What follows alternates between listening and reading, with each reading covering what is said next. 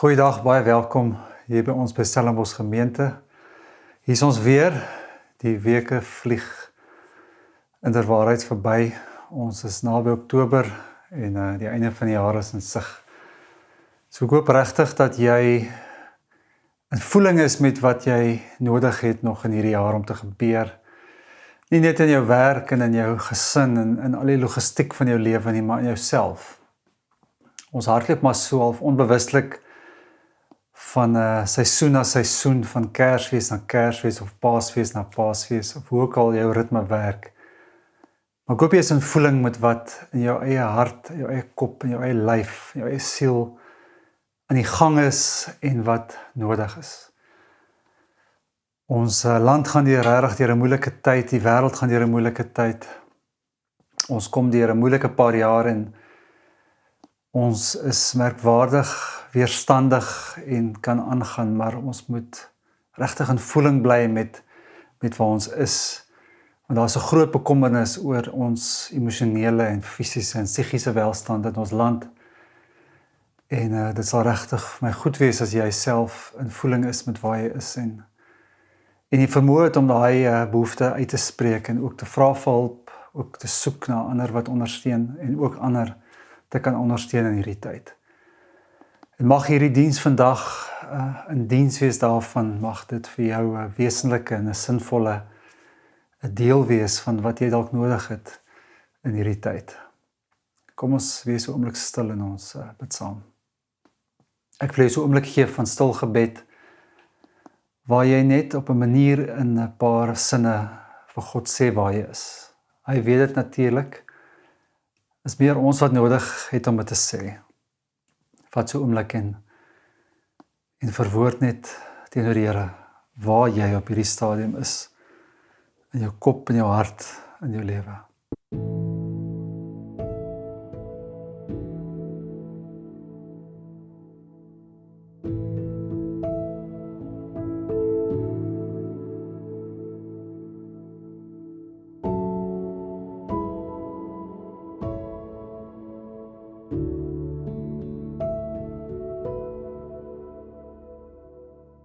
Vader, dankie dat ons weet, dat U ons sien, dat U ons hoor, dat U teenwoordig is in ons asem,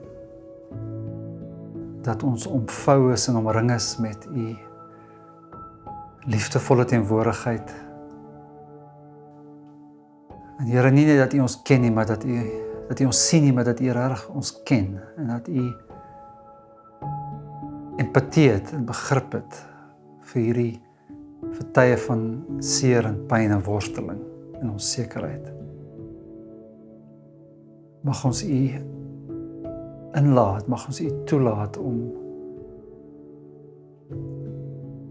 uit hierdie gebrokenheid lewe te bring. En mag ons vandag net weer verstaan hoe dit gebeur. Ons bid dit in Jesus se naam. Amen. Somme vir waar Stellenbosch gemeente op hierdie stadium is met 'n paar lekker groot geleenthede. Ons is 'n gemeente wat natuurlik geografies baie wyd versplinter is. En ons kom net al hoe meer onder die indruk, niks niets nie, maar sekere tye van ons gemeente se bestaan en ook van die wêreld se situasie lig vir ons net nuwe waarhede uit. En een van die waarhede is dat geloofsgemeenskap vra vir nabyheid. Proximity is 'n mooi Engelse woord. En dit is moeilik om mekaar te ondersteun en betrokke te wees by mekaar as ons geografies so ver verwyderd is. So ons begin 'n poging om die van julle wat deel is van Stellenbosch gemeente en geografies nader aan mekaar woon, so bietjie aan mekaar te verbind. En ons gaan dit afskop hierdie inisiatief met die Helderberg area, Somerset West, Gordons Bay Strand. En die uitnodiging vir nou is bloot om jou naam en jou selfoonnommer vir ons te gee, dat ons jou tot 'n WhatsApp groep voeg. En hierdie groep vir nou is maar net 'n kommunikasiegroep waarin ons jou wil inligting wil gee vir 'n byeenkoms van almal in daai area, heel waarskynlik op 6 November. Maar ons sal die tyd en plek en die datum moet jy bevestig op hierdie groep. En later word hierdie groep moontlik 'n interne kommunikasiegroep vir almal in daai area, maar jy kan dan weer besluit of jy wil deel wees daarvan. So laat weet asseblief vir Marissa jou detail, dat ons met jou kan kommunikeer as jy in hierdie areas bly.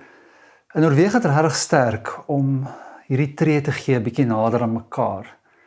Mekaar is 'n wesenlike dimensie van Bybelse spiritualiteit. En dis baie keer wat ontbreek in ons eie reis van groei, is dat ons nie 'n plek het waar ons liefde ander beïnvloed en ons beïnvloed word deur ander se liefde nie. Hier is ook 'n QR-kode op die skerm, en as jy dit afneem, dan sal jy ook geneem word na 'n skakel waar jy kan deel word van hierdie WhatsApp-groep. En dan het ons 'n stapgroep begin in Stellenbosch gemeente hierdie jaar, baie lekker opwindende groep wat saam stap. Hier's vir jou geleentheid om plekke te sien wat jy uit jou eie waarskynlik nooit sou sien nie. Want uit jou eie sal jy hierdie paaie nie vind nie, en sal jy ook nie dit waag om na hierdie plekke toe te gaan nie. Pieter Holtzhausen is passievol oor stap, en hy's passievol om mense te vat na hierdie plekke toe. En ons het 'n unieke geleentheid om op die 1 Oktober saam te stap tot op Stellenboschberg en daar te oornag. Nou, ek wil jou uitdaag en uitnooi, as jy in hierdie area bly en jy was nog nooit bo op die berg of geslaap op een van die berge rondom Stellenbosch nie, wil ek jou regtig uitdaag om dit te doen. Dis 'n buitengewone ervaring. Ons leef met hierdie berge rondom ons, en dis 'n ongelooflike blootstelling om bo op hierdie berg te kom en daai perspektief te kry.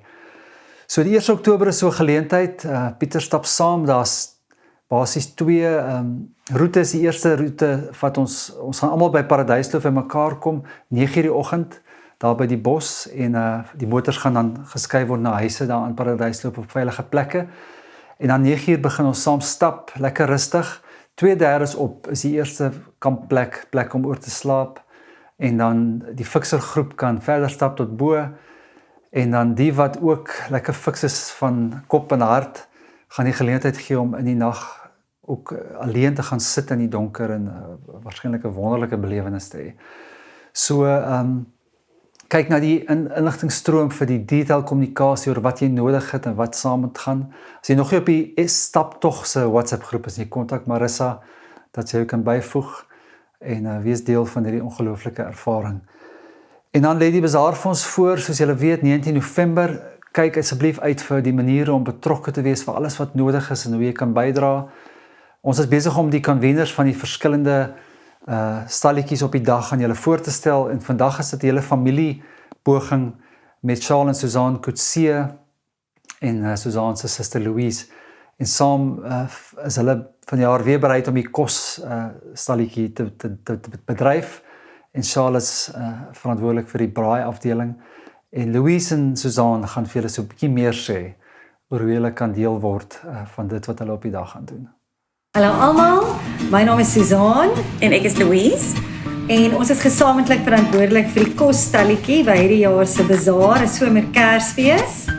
En ons sal baie graag wil hê julle moet vir ons bystaan daarmee. Ja, ons kort hulp met voorbereidings voor die tyd. So enigiets wat ons moet maak voor die tyd, gereed kry ensovoorts om die dag goed te laat verloor, en dan ook borge, spesifiek kookolie, maar ons het nog 'n hele lys met 'n paar ander goed wat ons ook gaan benodig, wat ons later sal deel. Ja, so as jy voel jy het 'n heerlike resep vir ietsie soos 'n maalvleis curry, en jy's bereid om vir ons in te staan met die voorbereidings voor die dag, steek asseblief jou hand op, ons sal die bestanddele voorsien, en dan sal ons baie graag wil hê jy met ons help daarmee. Ons het ook 'n behoefte aan mense wat voor die tyd vir ons kan gammon in die oond druk. Weereens, ons sal die bestanddele voorsien, en dan kort ons julle hulp daarmee om vir ons 'n lekker klompie gammons voor die tyd gaar te maak. Ons het ook natuurlik hulp nodig op die dag. So as jy nie voor die tyd kan tyd insit nie, en jy is wel beskikbaar op die dag Saterdag om te help kos skep of bedien of te werk agter die stalletjie, ons sal skofte inwerk, so jy hoef nie die hele dag agter 'n tafel te staan nie. En ja, laat weet as jy wil deel wees van die span. Dit is definitief die besigste stalletjie by die bazaar. Ons gaan nou luister na 'n lied wat Stefan vir ons gaan sing, met soveel waardering vir sy moeite om telkens hierdie liedere in sy lyf te kry. En is 'n lied wat ek onthou seker al 20 jaar terug geskryf is deur John Mayer, een van sy eerste albums hierdie lied, en jy mag dalk na hierdie lied kyk en luister en wonder wat is die wesenlike waarheid van hierdie lied, maar gee hierdie lied 'n kans om jou te ontmoet waar jy is. En hulle kyk mooi en luister mooi na die woorde. Ons gaan 'n bietjie later weer daarna terugverwys. Kom ons luister na hierdie lied, sy naam is In Repair.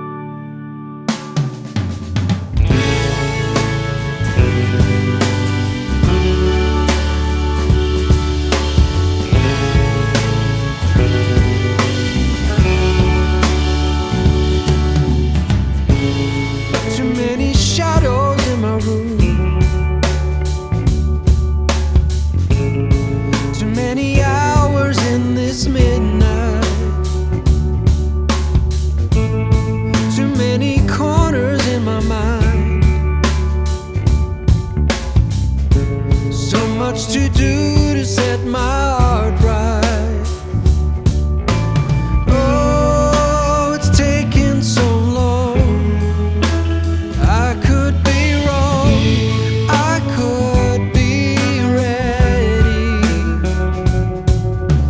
Oh, but if I take my heart's advice, I should assume it's still unsteady.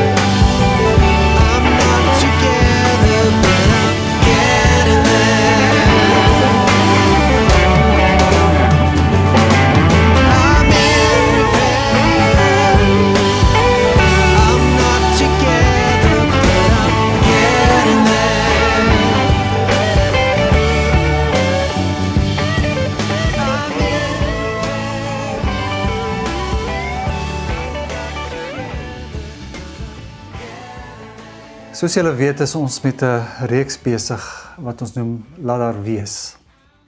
En hierdie woorde kom natuurlik uit die skepingsverhaal.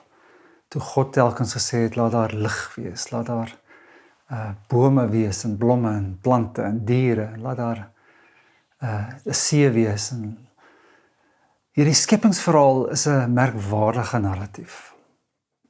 Bring ons 'n bietjie in verwondering oor God se vermoë om te skep uit niks, uit chaos, uit donkerte. Hy skep hierdie wêreld, hy skep lewe, hy skep my en jou. Maar een van die mees hoopvolle teologiese ervarings wat ek in die laaste 20 jaar gehad het, was hierdie ontdekking dat skep nie iets is wat God eenmalig gedoen het nie. Skep is iets wat God aanhoudend doen. Ons vind dit in die Bybelse storie ook. Ons het die tekste in Johannes al saam gelees die laaste paar weke. Die teks wat sy woorde en metafore leen uit die skepingsverhaal wanneer daar staan, in die begin was die woord. So teruggryp met die skepingsverhaal. En wanneer ons lees in Johannes 1, deur hom het alles tot stand gekom. Dis dieselfde konsepte van die skepingsverhaal. En dan lees ons, dan ontdek ons hoe God in Christus herskep. En hoe hy in Christus verlossing bring. En dan ontdek ons dat hierdie werk wat Jesus kom doen het van verlossing, ook nie eindig met hom nie. Dit word voorgesit deur sy gees, deur die eeue heen. En dan ontdek jy Handelinge 1.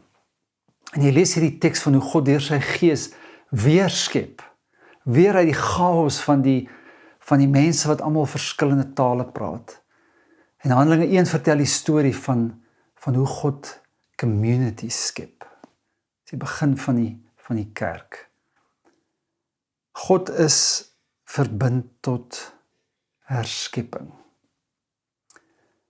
Die implikasies hiervan is nogal verrykend. Nie net vir die wêreld waarin ons leef nie, maar ook vir my en jou. Want herskepping is deel van God se agenda, deel van sy verbintenis. Hy wil uit elke era van chaos wil hy herskep. Hy wil in elke situasie van donkerte wil hy lig bring. Hy wil uit elke stuk verlies nuwe lewe moontlik maak. Uit elke vasgeloopte, hopelose ervaring wil hy die potensiaal van groei moontlik maak. Hy is verbind tot deurlopende herskepping. Soos jy dalk gedink het dat jy, soos ons in Afrikaans sê, gemaak is en laat staan, dan is jy verkeerd. God is nie klaar met jou nie. En ons gebruik vandag soms hierdie metafoor van klei, en ek het vergeet om vir julle te nooi om klei te soek. As jy wil, stop sommer die video hier, en as jy 'n stuk klei in die huis het, of 'n stuk plastiek selfs, gaan haal dit gou. En hou dit deurlopend deur die loop van hierdie diens in jou hand. En voel sommer net hoe dit voel wanneer ons besig is om iets te hervorm en te transformeer en te herskep. Want dit gee vir ons so 'n bietjie van 'n tasbare herinnering dat dit is waarmee God besig is in ons lewe. Deurlopende herskepping. Nou Jesus word die verpersoonliking van hierdie intensie van God. En Jesus kom rig telkens tekens op, bakens amper van God se agenda van herskepping. En hy doen dit in besonder met die wondertekens wat hy doen. En ons gaan een van hierdie wondertekens saam lees en dan 'n paar tekste wat die naderdraai van hierdie verhaal vir ons vertel. So lees saam met my uit Johannes 4 van vers 43 af. Na die 2 dae het Jesus daarvandaan na Galilea toe gegaan. Hy het self verklaar dat 'n profeet nie in sy eie land geëer word nie. Maar toe hy in Galilea kom, het die Galileërs hom verwelkom. Hulle het alles gesien wat hy gedurende die feesviering in Jerusalem gedoen het, want hulle was self ook by die Paasfees. Jesus het toe weer na Kana in Galilea toe gegaan, waar hy die water wyn gemaak het. In Kapernaum was daar 'n sekere regeringsamptenaar wie se seun siek was. Toe hy hoor dat Jesus uit Judea na Galilea toe gekom het, het hy na hom toe gegaan en vir hom gevra om te kom en sy seun gesond te maak, want hierdie seun het op sterwe gelê. Jesus sê toe vir hom, as julle nie tekens en wonders sien nie, glo julle eenvoudig nie. En toe sê die amptenaar vir hom, Here, kom tog voordat my kindjie sterwe. Maar Jesus sê vir hom, gaan maar huis toe, jou seun lewe. Die man het geglo wat Jesus vir hom gesê het en gegaan. Toe hy nog op pad was, het sy werksmense hom al tegemoet gegaan en vertel dat sy kind lewe. Hy vra hulle toe presies wanneer hy begin beter word het. En hulle antwoord hom, gistermiddag 1:00 het die koors hom verlaat. Die pa toe besef dat dit op dieselfde oomblik was waarop Jesus vir hom gesê het, jou seun lewe. En hy en sy hele huisgesin het tot geloof in Jesus gekom. Dit was die tweede wonderteken wat Jesus gedoen het, nadat hy weer uit Judea na Galilea toe gekom het.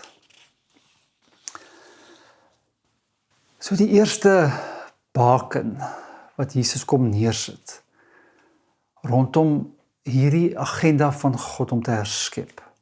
Eers 'n vlag wat hy plant in hierdie verhaal, is hierdie herinnering dat dit hy is, dat dit God is, wat gesag het oor lewe.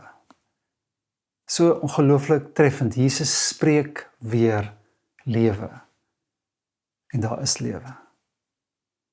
Die mandaat vir lewe behoort aan hom. Soms dink ons, dit lê ergens anders, soos hierdie klein Calvin uit die strokiesprent Calvin en Hobbes moes ontdek, toe hy die dag skielik sy eie mag herken. Hy staan met 'n gieter vol water langs hom en hy praat met hierdie klein plantjie soos julle kan sien en hy sê vir die plantjie, "So you want some water? Huh? Well, I've got a big can of it, yeah." En dan word hy opgewerk en hy sê, "It's up to me to decide if you get water or not. I control your fate. Your very lives are in my hands." En dan kan my sommer sy gesiggie sien hoe hy magsbehep raak. "Without me, you are as good as dead. Without me, you don't." En dan begin dit reën. Baie Engelse woord is humbling. Het is baie humbling om weer te besef dat ek en jy nie die mandaat vir lewe vashou nie. Al doen ons wat, al dink ons wat, al sê ons wat. Die gesag vir lewe is iets wat God in sy hand hou. En die mandaat tot herskepping is God se.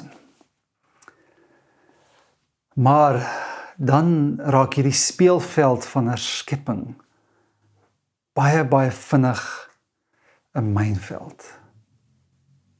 Want as God dan nou die gesag vir lewe in sy hand vashou, waarom word ek nie genees nie? Waarom is hy of sy nie genees nie? Waarom is hierdie of daardie gebrokenheid nie herstel nie? Wat is fout met hierdie prentjie? As God dan nou kan, hoekom doen hy nie? 'n Baie menslike en 'n baie tipiese respons hierop vir baie van ons is om die fout in onsself te gaan soek. En ons konklusie is dan, ek moes iets verkeerd gedoen het.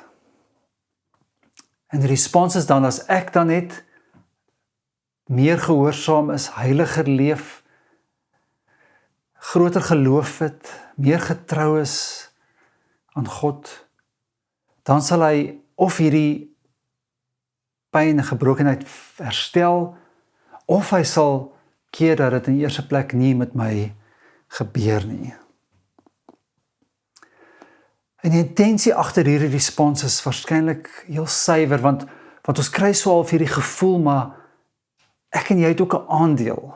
Ons moet ook iets doen. Maar hierdie tipe van oorsaak en gevolg respons, en ons het 'n groot woord daarvoor, is die woord moralisme. Hierdie respons van moralisme skuif baie vinnig in die naam van Jesus, die gesag weg van Jesus, terug na ons. En dikwels is die volgende scenario dan onvermydelik. Genesing word dan dikwels die voorwaarde tot geloof. Ek glo dan omdat ek die wonders gesien het. En later, ek sal glo wanneer ek die wonders sien. En hierdie twee perspektiewe vul mekaar dan baie vinnig aan en word hierdie loop, soos ons sê in Engels, waarin ons verstrengel raak. God se genesende teenwoordigheid hang af van my geloof. En my geloof hang af van God se genesende teenwoordigheid. En jy kan sien hoe hierdie benadering en hierdie perspektief op herskepping ons bitter vinnig op 'n plek bring van ongelooflike geestelike verwarring. Want ons verloor perspektief op die orde van dinge. Ons vorm 'n baie ongesonde prentjie van God. Ons belas onsself met 'n lading van moralisme wat regtig onmenslik is. En dan moet dit partykeer eers reën vir my en jou om weer hierdie perspektief te herstel. Nou hierdie is geen nuwe projeksie nie. Hierdie verhaal verder beeld vir ons die naderdraai van Jesus se wondertekens baie mooi uit, en ons gaan spring na Johannes 6 toe.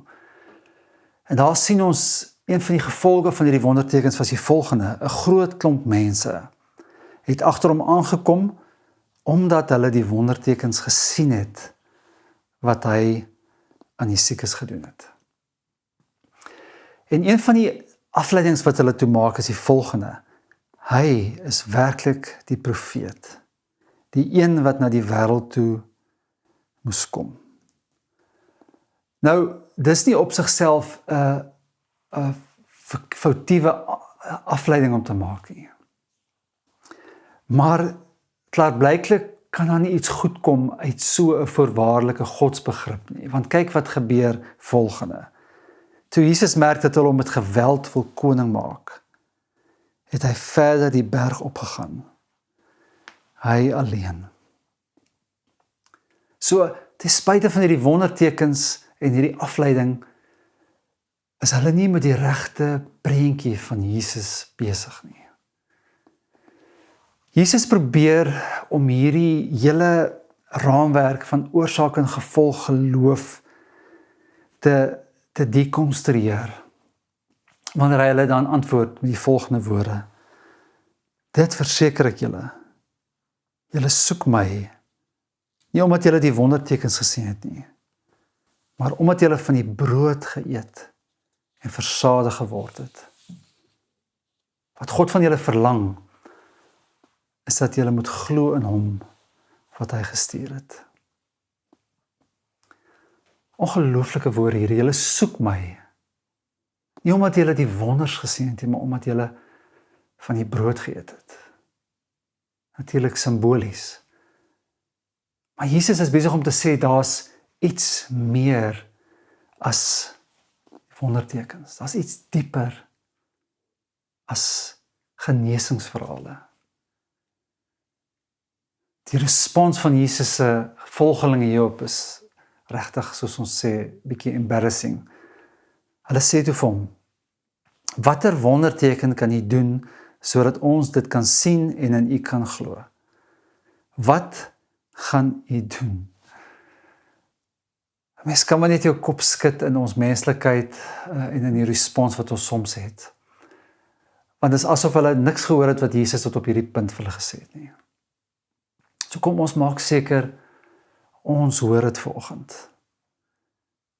Daar is klaarblyklik iets dieper in ons as ons soeke na wondertekens. En ek dink daai iets dieper waarna ons soek is die sin en die betekenis wat lê in gebrokenheid. Want pyn en seer en verlies is onvermydelik in hierdie lewe. Ons kan dit nie vir een oomblik ontvlug nie. Ons gaan dit ervaar. Maar God se verbintenis tot herskepping sê vir ons dat daar betekenis kan wees op hierdie speelveld van suffering. En die kaart van hierdie landskap is vir ons gegee in die storielyn van Jesus en ons mis dit maklik. Hierdie storie van Jesus se lewe, sy dood, sy opstanding word die universele storie van die mens.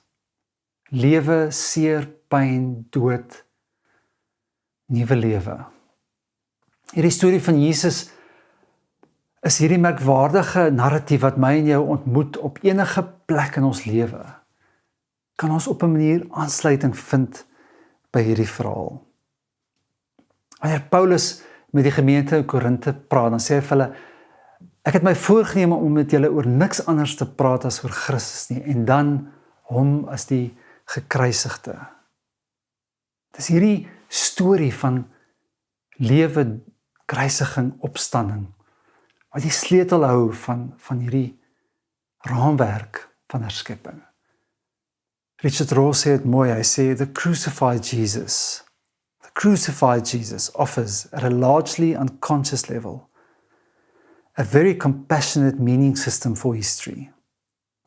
If all our crucifixions are leading to some possible resurrection, and are not dead-end tragedies, this changes everything. Baie mense wat suffer, ontdek hierdie waarheid in hulle eie lewe wanneer hulle ontdek dat hulle die vermoë het om weer op te staan. Dat hulle soms nuwe lewe kan ervaar, aan die ander kant verlies. Dat hulle dikwels juis in tye van gebrokenheid groei beleef. Maar ons wat Jesus volg en in hom glo, kan hierdie misterie 'n naam gee. Ons kan hierdie misterie leer ken.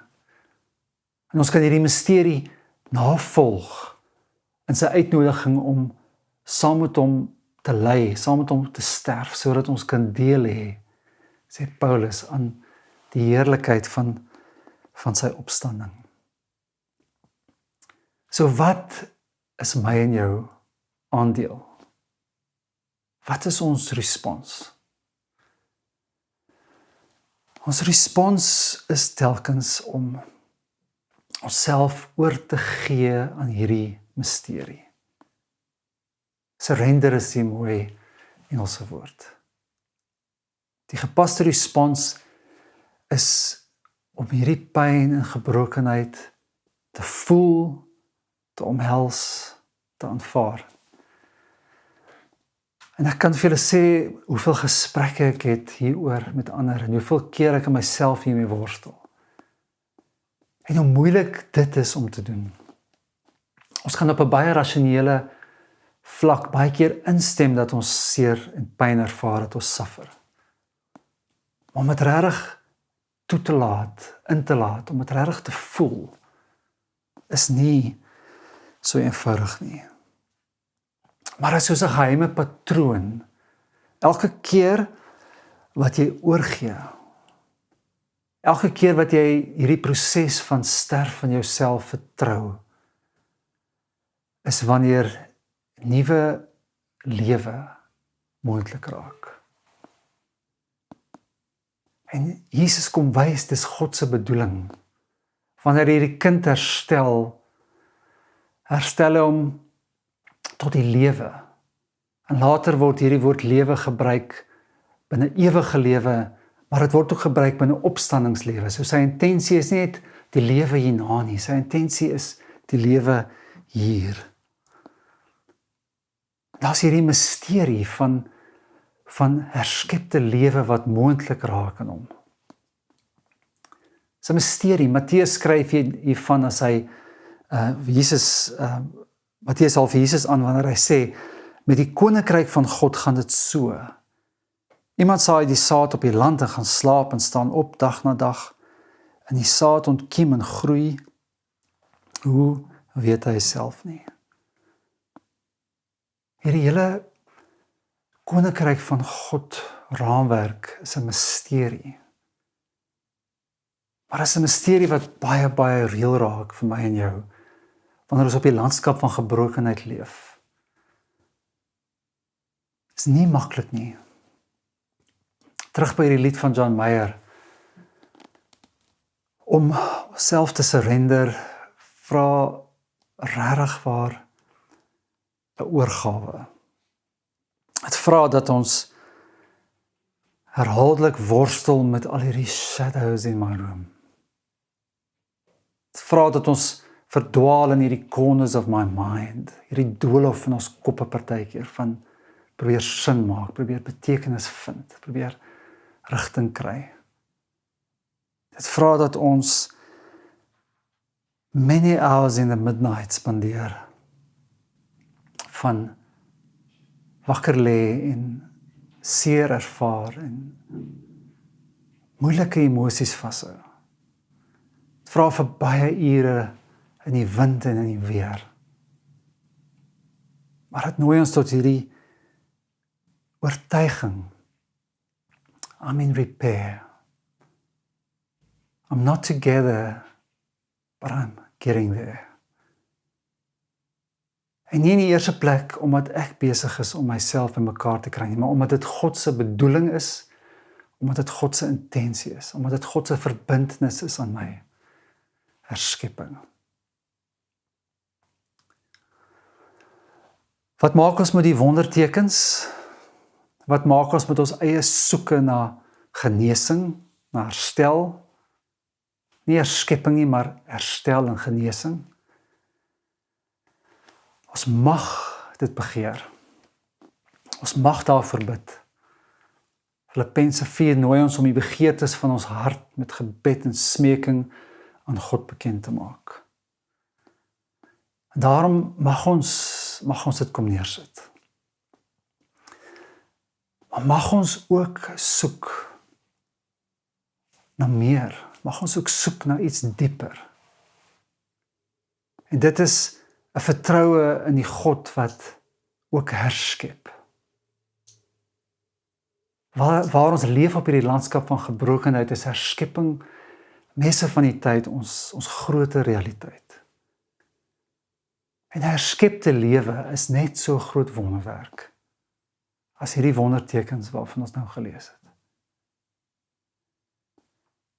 Mag ons 'n vertroue vind in die God wat herskep. So wat ons jou wil nooi om te doen vanoggend is, vandag is om hierdie klei te vat of hierdie plastiek en met God eerlik te wees oor die landskap van herskepping wat nodig is vir jou. As jy wil, maak hierdie klei in 'n vorm wat iets simboliseer van jou gebrokenheid of jou seer. En verwoord in 'n gebed wat sê, herskep in my. Daar is hierdie mooi lyn in Psalm 51 wat sê, skep in my 'n rein hart, o God. Ek wil die woord verander vanoggend en ek wil jou nooi om te bid, herskep in my. Voltooi daai sin. En dan wil ons jou nooi om hierdie klei te vat en dit te omvorm te herskep in 'n simbool van lewe, iets wat vir jou 'n lewegewende simbool is. En terwyl jy dit doen, luister na hierdie ongelooflike mooi lied wat net weer die misterie van God se herskeppende werk uitbeeld wanneer dit sê, you make beautiful things. You make beautiful things out of the dust. You make beautiful things out of us. Wat so 'n paar minute hiervoor.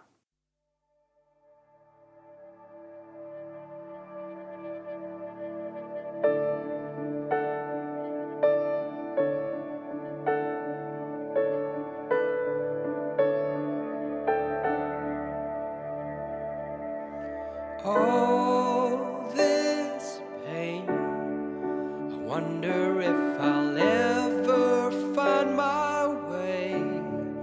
I wonder if my life could really change at all.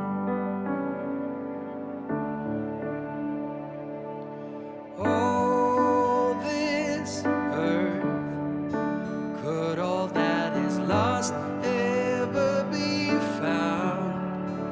Could a garden come up from this ground at all?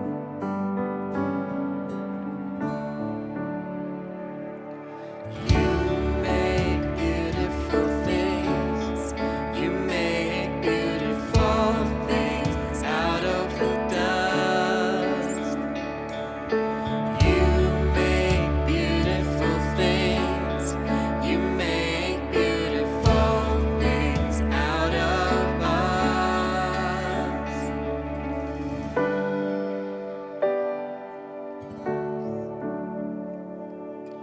All around, hope is springing up from this old ground.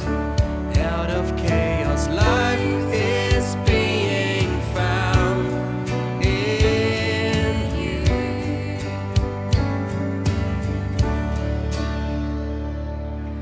You make beautiful things. You make beautiful things out of the dust. You make beautiful things. You make beautiful things out of us. You make beautiful things. You make beautiful things out of the dust. You make beautiful things. You make beautiful things out of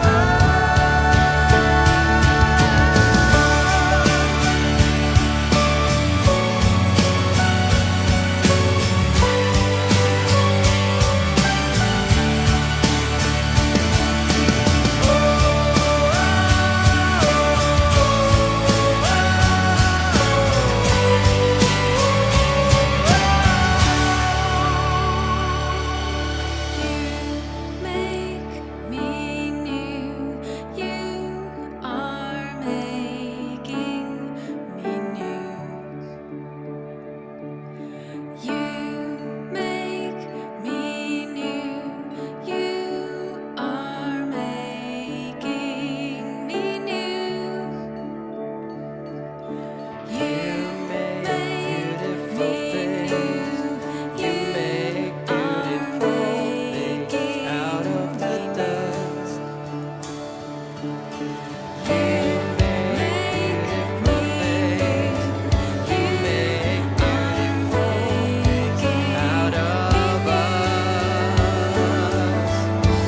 You make beautiful things. You make beautiful things out of the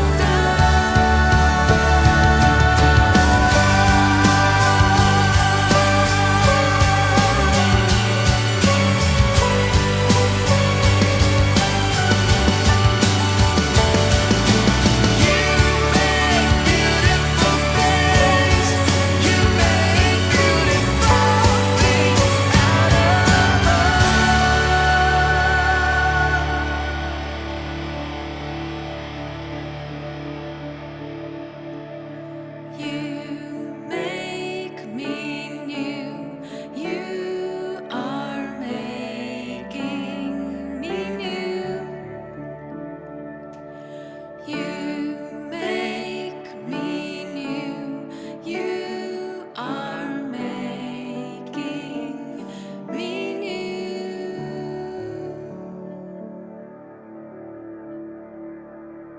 Mag die genade van die gekruisigde Christus en die onvoorwaardelike verbintenis van God deur sy Gees jou lewe herskep tot iets beautiful. Amen. Het sal wonderlik wees om die volgende 2 weke steeds saam met jou op reis te wees wanneer ons hierdie reeks afhandel van laat daar wees. Mag jy 'n goeie week hê en mag jy met sagte oë kyk na jouself en na ander. Ek hoop jy het 'n goeie dag.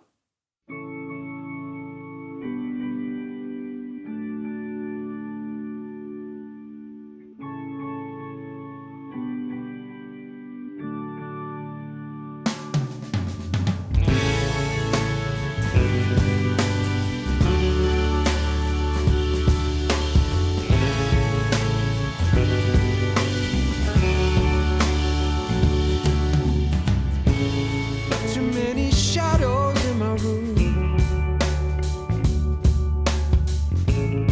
Too many hours in this midnight. Too many corners